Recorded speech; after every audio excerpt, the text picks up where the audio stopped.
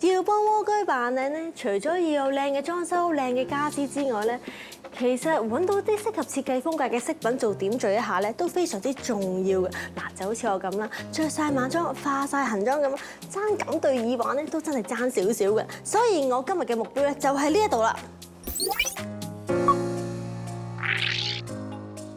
荔枝角工業區講到家居設計，近年越嚟越多人中意日系簡約風。若果要為呢種風格做啲點綴，充滿自然淳樸味道嘅日本木工藝就最好不過啦。而呢間生活家品店就集合咗唔少嚟自日本各個地區唔同工匠職人嘅木工藝品啦。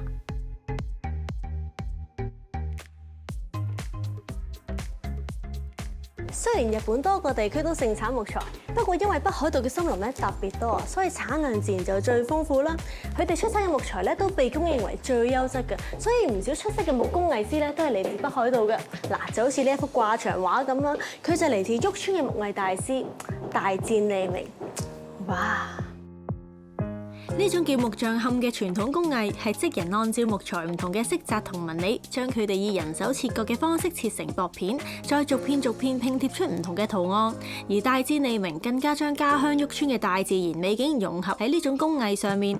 聽講大師上年已經退咗休，作品數量所剩無幾，所以更加珍貴㗎。日本嘅木工藝手工精細，就咁擺喺屋企睇咧，其實都真係好靚噶啦。不過咧，好多咧都唔係齋欣賞㗎，仲有好多實際用途嘅。跟落嚟，嗱，我自己咧就最中意呢一個掛牆竹。你睇下有嚿雲，即係好似我咁，似唔似一嚿雲？仲有條樓梯可以通去屋頂嗰度喎。啊，仲唔係天空之城？呢個掛牆鐘出自長野縣一位非常出名嘅木器藝術家，佢嘅作品每件都獨一無二，喺日本本土已經好搶手。而呢件作品唔單止夠晒詩意，仲特登唔做秒針，等人可以觀察到時間嘅變化，但又唔會有嗰種急速嘅壓迫感。果然厲害啊！知唔知呢個咩嚟呢？以為係普通掛牆式，我介紹得嘅點會咁簡單先？聽唔聽到？其實佢係一個門鈴嚟嘅，係咪真係又靚又得意呢？呢個同樣嚟自旭川叫門之交響樂嘅門鈴，唔單止造型可愛，中間嗰幾支小木棍仲會隨住門嘅喐動，敲打到上面嘅弦線而發出清脆嘅聲音，聽到都覺得好。